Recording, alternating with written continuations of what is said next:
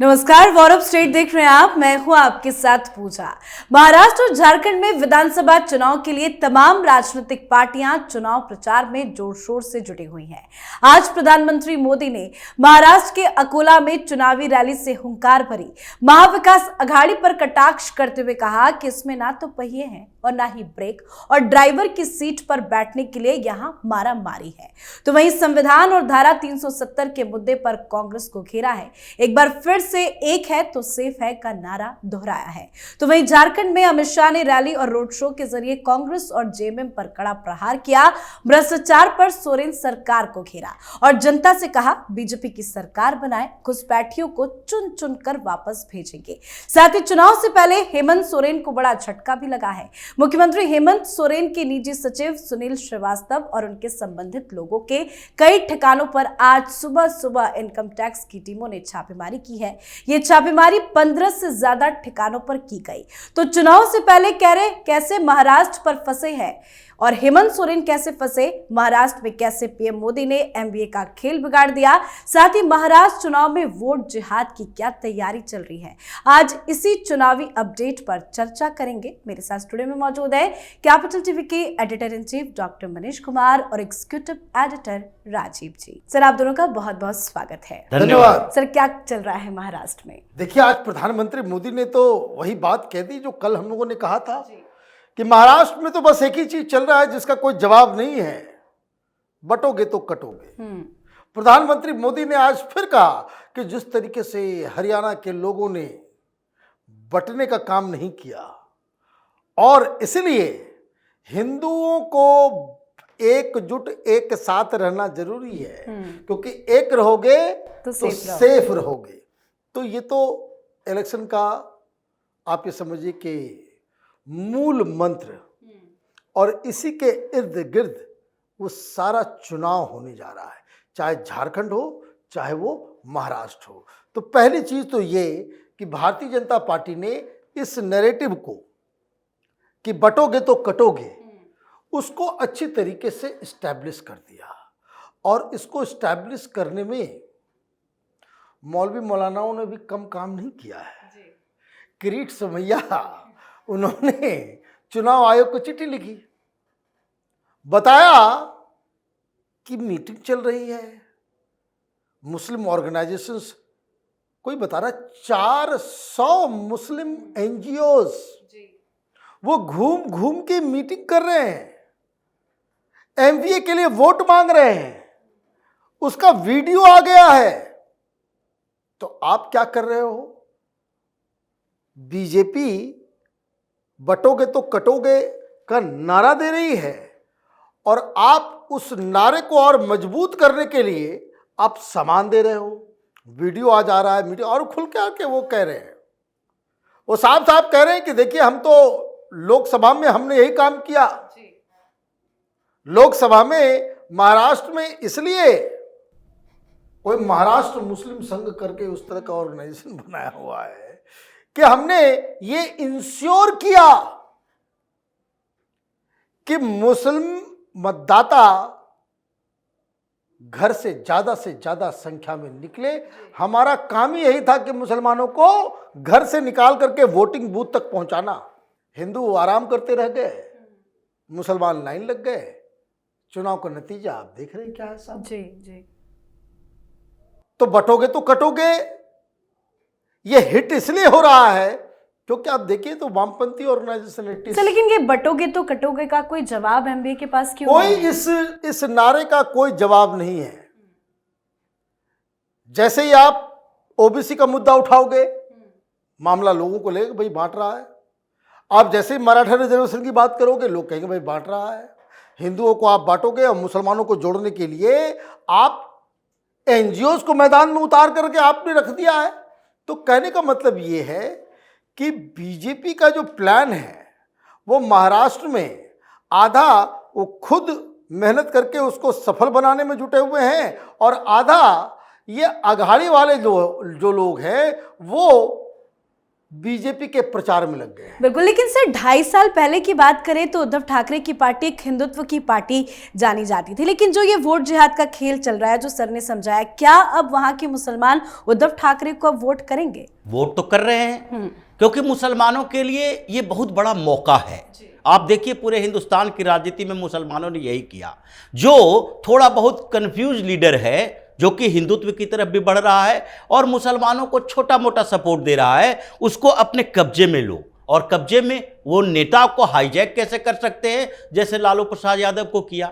लालू प्रसाद यादव पहले इतने बड़े सेकुलर लीडर नहीं होते थे, मुस्लिम परस्त राजनीति नहीं करते थे। शुरुआत किया तो उन्होंने क्या किया, ओबीसी की बात की, दलितों की बात की, यादव के साथ दलितों का कॉम्बिनेशन बनाया और ये बोलते रहे कि सामान्यतः हम सवर्णों के खिलाफ जाएंगे तो इसका मतलब है सवर्ण के अलावा वोटर जो हैं वो इंटैक्ट रहेंगे मेरे साथ, तो हमको कोई हटा नहीं सकता। लेकिन जैसे ही मुसलमान घुसा आरजेडी के साथ, वैसे ही लालू प्रसाद यादव को एंटी हिंदू बना दिया। वो पूरी तरह से मुस्लिमों की राजनीति करने वाली पार्टी बन गई। वैसे ही मुलायम सिंह यादव के साथ है। क्या मुलायम सिंह यादव ने राजनीति शुरू की थी तो उस समय वो इतने बड़े मुस्लिम परस्त राजनेता थे, वो ओबीसी की राजनीति करते थे। लेकिन धीरे धीरे जैसे ही मुसलमान उनके साथ घुसे, वो पूरी तरह से ऐसे मौलाना गैंग में शामिल हो गए कि मौलाना मुलायम कहा जाने लगा। वो गर्व से कहते थे कि हमने राम भक्तों पर गोली चलाई और 18 की जगह 180 भी मर जाते तो मुझे अफसोस नहीं होता,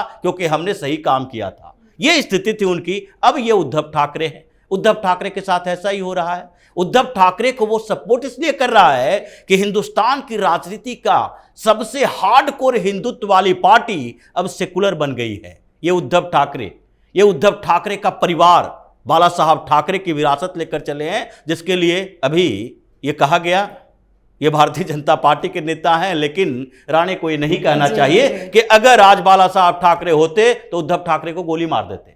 जो ये फ्रस्ट्रेशन दिखाता है कि हिंदुत्व की राजनीति करने वाले लोग, ये लोग कभी बाला साहब ठाकरे को, शिवसेना को इतनी इज्जत देते थे कि आज समझ लीजिए कि Bharatiya Janata party national party होते हुए भी महाराष्ट्र में उसी को बड़ी पार्टी मानती थी।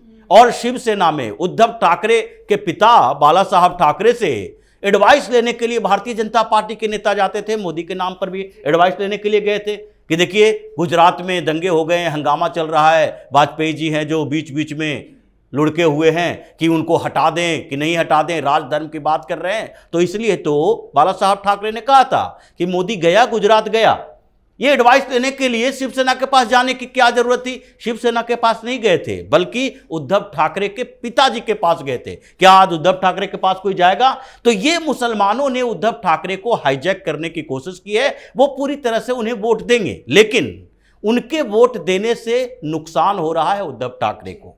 मुसलमान जितना समर्थन कर रहा है, ये सोशल मीडिया पर छोटे छोटे वीडियो आ रहे हैं और जिसमें मुसलमान बोल रहा है नहीं हम तो उद्धव ठाकरे को वोट देंगे। वो डिस्क्रिमिनेशन नहीं करते, वो भेदभाव नहीं करते धर्म के आधार पर, जाति के आधार पर। तो शिवसेना के नेता कार्यकर्ता जो हाथ में भगवा लेकर घूमते हैं, जो जय श्री राम के नारे लगाते हुए, ये बाला साहब ठाकरे की बात अब सामने आ रही है कि उन्होंने सीधे तौर पर कहा था, मुंबई दंगे की बात हुई तो हाथ नहीं पूरा शरीर है, पैर है, हम बदला लेते हैं, हमारे साथ अन्याय होगा तो हम चुप नहीं बैठेंगे। लेकिन उद्धव ठाकरे जब धर्म के नाम पर विभेद नहीं करेंगे, हिंदुत्व की राजनीति नहीं करेंगे, तो उसके बाद शिवसेना वाले जो बच्चे कुचे लोग हैं, क्या सिर्फ विरासत के नाम पर इनके साथ रहेंगे? ये समस्या अब उद्धव ठाकरे को झेलनी पड़ेगी। वो ऐसे नेता नहीं हैं कि जो किसी वर्ग विशेष के आधार पर उस वर्ग का, उस जाति का वोट इनके पास है। इनको हिंदुओं का वोट मिल रहा था, हिंदू गए सिर्फ मुसलमानों के नाम पर, ये 1-2 सीटें ले लें वो बहुत बड़ी बात है। जी सर। तो सर आज महाराष्ट्र में पीएम मोदी थे, तो झारखंड में अमित शाह थे, उन्होंने आज रैली भी की, रोड शो भी निकाला। लेकिन जैसे जैसे चुनाव नजदीक आ रहा है,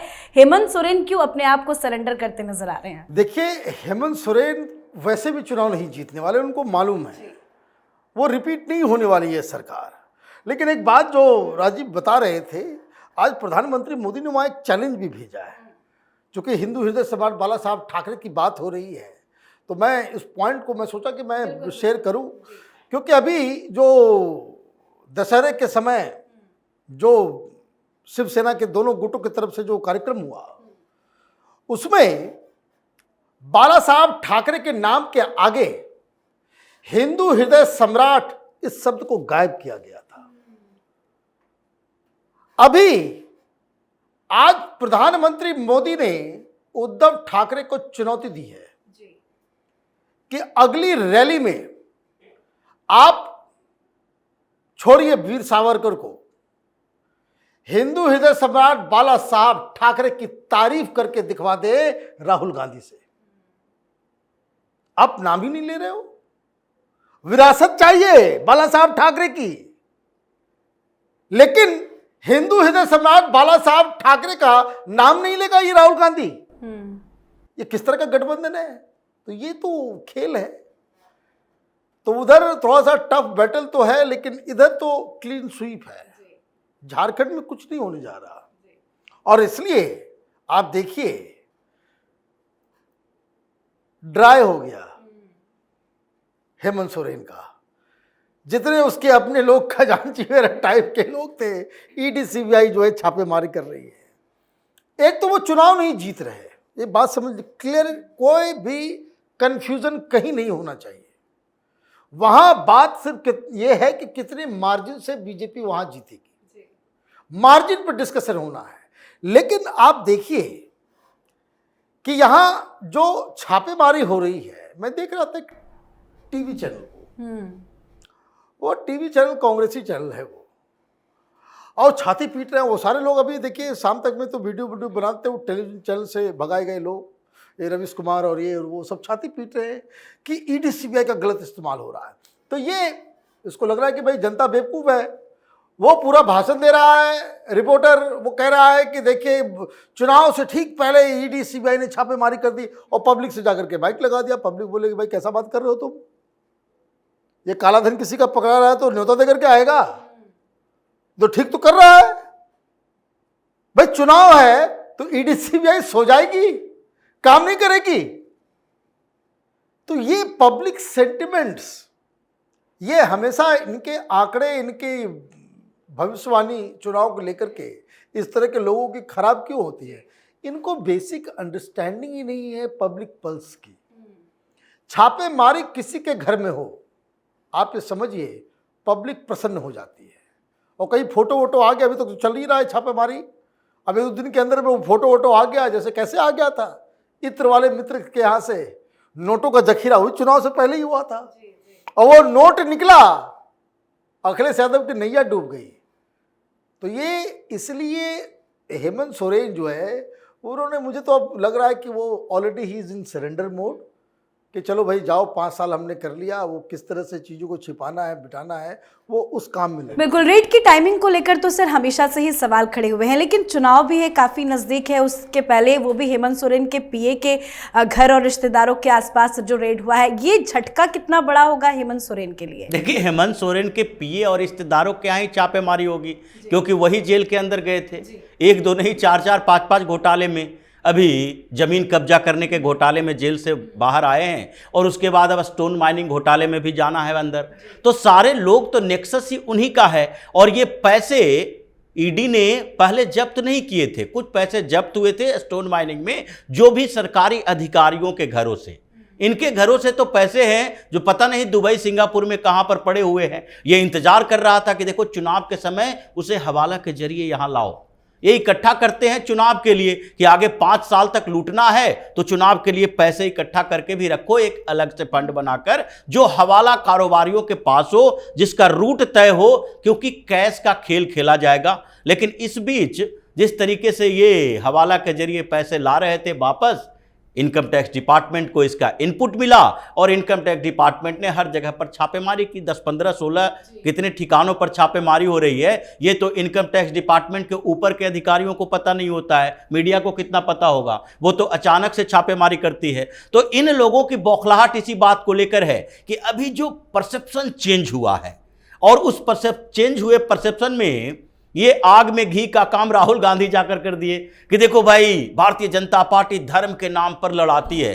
तो पहले धर्म के नाम पर लड़ाई नहीं होती थी क्या? 1947 से पहले धर्म के नाम पर लड़ाई नहीं हुई? इतने दंगे ब्रिटिश काल में हुए, धर्म के नाम पर नहीं हुए? ये जो इस्लामिक आक्रांता हिंदुस्तान में आया, वो धर्म का ध्वज लेकर नहीं आया था कि हमको यहाँ पूरे हिंदुस्तान में ये शरिया कानून लागू करना है। ये सारे धर्म के नाम पर तो लड़ाई झगड़े हो गए ही, और धर्म के नाम पर अलग अलग है ही, अलग अलग साथ में रहने के लिए कांग्रेसियों ने कॉन्स्पिरेसी की थी कि किसी तरह के हिंदुओं के ऊपर ये बोझ डाल दो और गंगा जमनी संस्कृति की बात कर करके हिंदुओं के पीछे रखो और मुसलमान उस पर कब्जा करके रखे। लेकिन स्थितियां अब स्पष्ट हो गई, तो इन लोगों को दिक्कत हो रही है कि वो परसेप्शन को बदलने के लिए क्या किया जा सकता है। अब एक ही उपाय है कि इतना पैसा उन लोगों को खिला दो, आदिवासियों के घरों में जा जाकर एक एक वोट पर 5-5, 10,000, 20,000 दे दो कि ऐसे में वो लोग पैसे के नीचे दब जाएं, ये परसेप्शन इधर हो जाए। इसीलिए ये हवाला के जरिए पैसे मंगवा रहे थे और वो भी पकड़ा गया।